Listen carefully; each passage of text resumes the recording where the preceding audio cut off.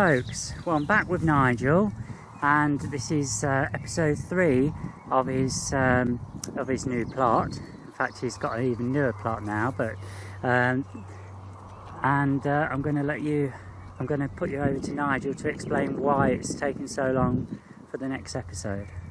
Okay, Nigel? Okay, well, yeah, there were legal problems in getting the paperwork finished, but about 3 weeks ago, the vendors came to see me, actually the beneficiaries of a will, and we very quickly, once we're talking directly, we sorted out the paperwork. So this is now my plot, which is great. Okay. I didn't actually touch the plot for about 4 months because of the problems in getting the paperwork signed over, because I was a bit scared that I'd put lots of work in and then the sale would fall through. But I've been working hard on the plot now for the last 3 weeks, and you can see overall what's been happening. It was a waterlogged plot to start with, as you may remember. Yeah. So one of the first things I had to do was to dig some little drainage channels. So if you just come have a look at those, and you'll see what I had to do. There were some really bad pools of standing water on the plot. So what I did, I dug a relatively shallow drainage channel through the worst of the puddles. That's why it's not straight. Okay. And over the next fortnight, after I'd done that, hundreds and hundreds of gallons of water drained off the site. Right. And the puddles rapidly disappeared, and after about a fortnight the floods had gone. The water table was still very high, but now it's turning into a really good looking plot. Yeah, yeah. I did some digging on the first 4 beds. I dug the soil, took all of the weeds out, very little twitch, couch grass that is, so I was quite pleased, but it was quite difficult to dig because it has no organic material in it. It was very clayey and heavy. So I ordered some loads of farmyard manure and I mixed that in with the soil as I dug it on the first 4 beds, and they're starting to look quite good. Yeah, yeah. And in fact you can see I put a few trees in the very first bed. And I'll probably say something about what they are later. Yeah, yeah. Okay, further down, I ran out of energy and time for digging, so what I did, I just put manure, banks of manure, on the rough ground. Okay. So where the next beds will be. So these have not been dug or anything.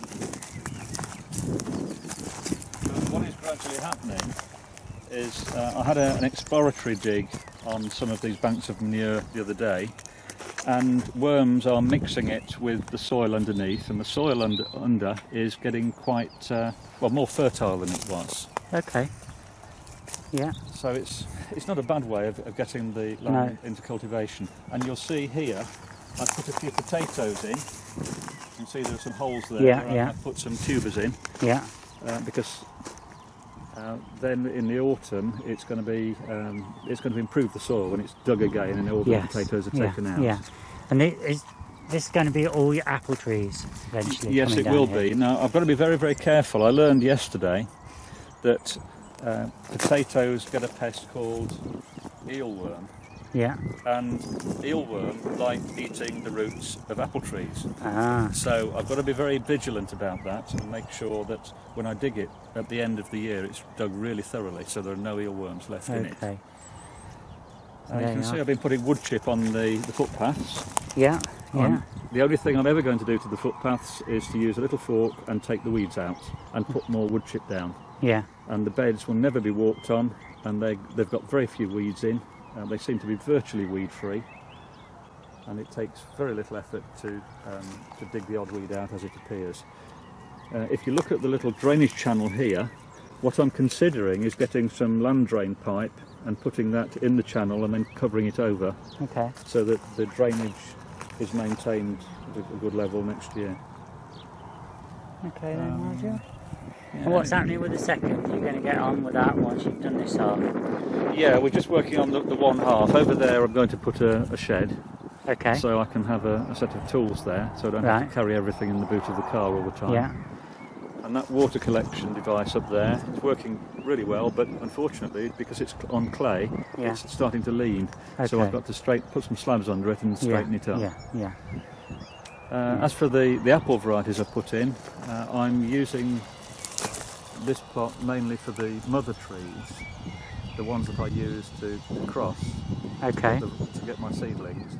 And then if you look into the distance up there where that guy with the check shirt is working, there's a plot up there which I'm going to use for putting the seedlings in. Right.